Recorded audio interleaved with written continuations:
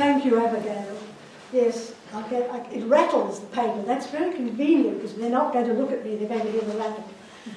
The next speaker is Sivan Barak.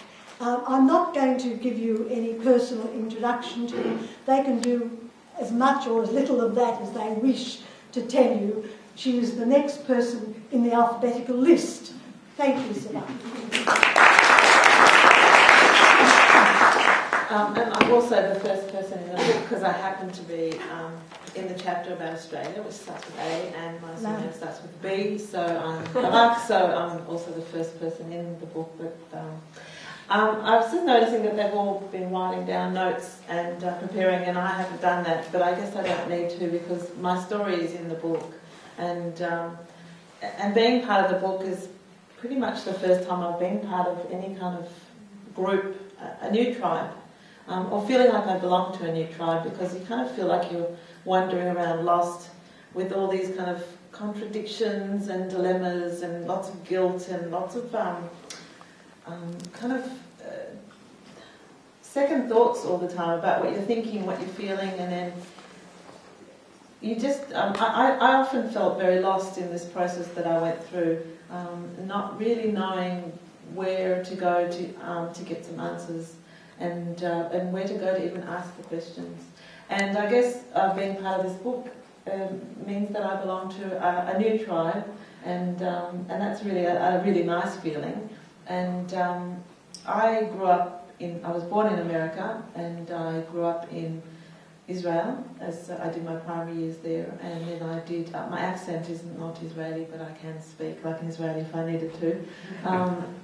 And then I did my high school years here, and then I went back to Israel and stayed there for 15 years. I was in the army and did the whole typical cycle. I went to university in Israel. I had my 2 kids, and went through my first pregnancy during the Gulf War, and spent a lot of time, 7 months pregnant, in a little tiny toilet, with the scuds flying overboard in the heavens.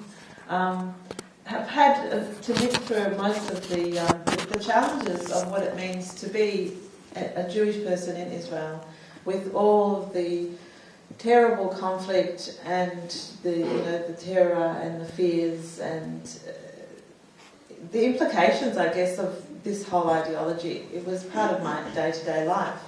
And I guess for me, the watershed moment, the beginning of it was we had the big peace movement where Yitzhak Rabin was assassinated. We went to the demonstration, and it was just outside on the square, and our pet shop, we had a pet shop in Tel Aviv, and it was just right on the outer circle of the square, and we went there as we do normally, and my daughter, who's now 21, was there as a little bubby. And at the end of it, at the end of the demonstration, we all went home, and that's when we found out that he was assassinated. And for someone who'd chosen to be there as an adult, to go back and live there, that was a moment for me that everything started becoming unstuck. I started questioning how it's possible that something like that would happen in Israel. And then the questions started unfolding. But the questions were more about what was going on inside Israel between the Jews. It really never occurred to me, and never kind of crossed my mind very much about what was happening with the other people that were living in the country, who I'd never heard of, didn't really meet, never had interactions with, and were called the Arabs. And it was only when I came back here, and it was only 3.5 years ago, that for the first time in my life I met Palestinian people, and I met them as equals in a safe environment, and for the first time I could actually start hearing the other narrative, and it was really, really scary. It was a really difficult process, and I guess it starts a very difficult process which at some point reaches where I've reached today, a very comfortable place where I know how I feel about Israel. I love Israel. I've been accused of being the enemy from within, from without, and every other name. I'm on the infamous list, called the shit list. I don't know if you all know about that. It's an acronym for self-hating and or Israel threatening. And I'm on that list, and apparently it's a badge of honour, I'm told. And now I'm on this list, I guess the internal Jewish Melbourne community list of the banned group. No idea why. I was actually the person who submitted for the panel, and I followed the instructions as everyone else did, and I was given just a one-line cancellation email saying the executive have decided to cancel the session, and I asked them lots of times why, and there was never any response. And it's really hard because I think that I'm worthy of being part of this community. I think my family's been here for many years and contributed a lot to the community, and I don't think that I have less right to speak. I'm not inciting to violence, I'm not demonising or dehumanising anyone, but obviously it was a bit too challenging for them, and it was good for us because we got a really good turnout, and this is not the kind of turnout we would have had we been in Limmud X. So in many ways we have to be thankful to them and to you guys for coming. It's really fantastic because all we want to do is just tell our story and not feel like we're terrible people. And I don't think that we are, really. So, the paper's woven. So thank you for coming, and thank you for listening.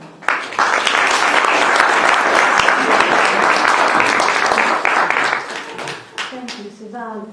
Our next speaker is Nicole Ellie. Nicole?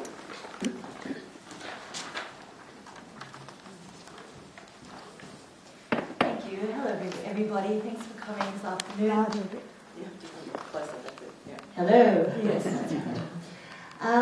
It's kind of very odd for me because I grew up both in Caulfield and I went to this university for my undergrad, and I haven't been here in about 11 years. So it's quite kind of surreal and really nice to be back, although it would be nice and more welcoming circumstances, but you guys are welcoming enough. So a bit of my background is that grew up here. I went to a religious Zionist Jewish school that I won't name, but there aren't that many of them, so you can probably guess. And so I spent 15 years there, and from what I can remember, I don't recall hearing the word Palestinian ever. I don't recall hearing about the occupation. Being a Zionist school, we were very much encouraged to move to Israel, and I believe a lot of my peers have moved there. Certainly my brother's year, which is 2 years younger than myself, a lot of them are there. My brother himself has also moved to Israel.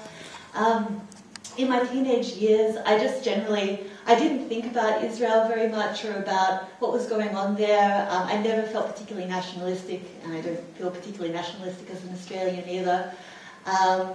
But something that kind of made me feel very uncomfortable was just staying within a community and really not knowing any non-Jews and not really having close friendships with non-Jews, but there being this kind of underlying feeling, and I may have been making it up, that I just felt that we were kind of encouraged to stay away from other people, and that we really needed to be strong and stay together, and that at any moment that the people that looked quite nice could turn into anti-Semites, and who knows what that would bring. So when I started university, I started making non-Jewish friends and realised that non-Jews don't have horns, oddly enough. From there I moved around a little bit and settled in Brisbane, and I haven't really lived in the Jewish community since that time, so about 10 years. I consider myself quite assimilated, I guess, and really enjoy spending time with people of all different backgrounds, and I really find that really important to get to know other people. It's, you can't really know other people unless I think you spend a lot of time with them. So I hadn't thought about Israel very much, and in 2006 I went to my brother's wedding in Israel, and not much happened except I started seeing this undercurrent of racism there, that people just made a lot of comments about how, the Arabs seem nice on the surface, but really deep down, they just want to be suicide bombers. And I just really wasn't used to hearing that. And it was still this word Arab. I hadn't really heard the term Palestinian. So I went back, and 6 months later, I went to my elder brother's wedding. It was a very, very nice year. And I ended up going into a bookshop, and I don't quite remember why, but I picked up this book called The Other Side of Israel by Susan Nathan.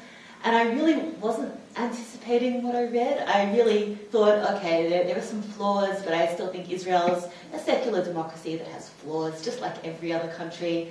And I was very shocked at what I read. Nathan's book is about how she, as a British Jew, and originally from South Africa, made Aliyah when she was in her 50s after a divorce, and moved to Israel, started having some experiences where she started questioning things, like seeing settlers walking around with Uzis and having some arguments with them, and ending up moving to an Arab village, Palestinian village, called Tamra.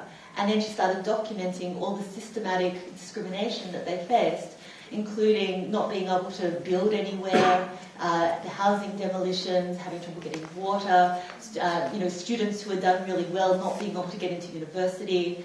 And it was just really shocking to me, and it was something that I'd never heard before, and I just was really shaking when I was reading it. And I also, particularly considering that I was quite assimilated, it really shocked me how I reacted. But I just felt really betrayed. I felt like I just never heard any of this stuff, and it didn't make any sense to me, because I can understand that people have different views and come to different conclusions, but I don't understand not having all the information there where people can make their own decisions about things and really see what's going on. But it seemed like there was this effort to really make sure that we did not hear about that sort of thing. So another strange process in there was that while I was feeling all these kind of feelings of betrayal and feeling so ashamed, because I also really felt complicit in this, that these people were being displaced and treated really badly and cleansed for my benefit.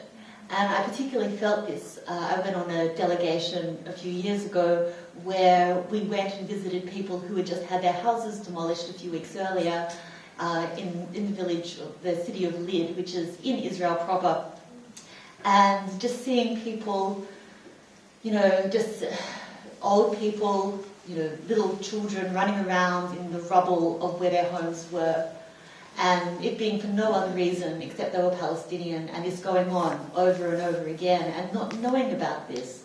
It just really brought home that this is happening really for my benefit, that just because of my ethnicity, I could move to this place and get perks, and because of their ethnicity, they're treated like that. And it was, it's just a really hard process, and I've only got 1 minute left, and in that minute, I'd just like to say what I'm really interested in is how to talk to people. Again, I think people can come to all sorts of conclusions, but it just seems like there's so much fear, and people just are too scared. As soon as they feel uncomfortable, they back off, and they won't hear it. And what we can do, perhaps, to be able to get through that, and so people aren't feeling threatened and come to their own truths about things. Thank you very much.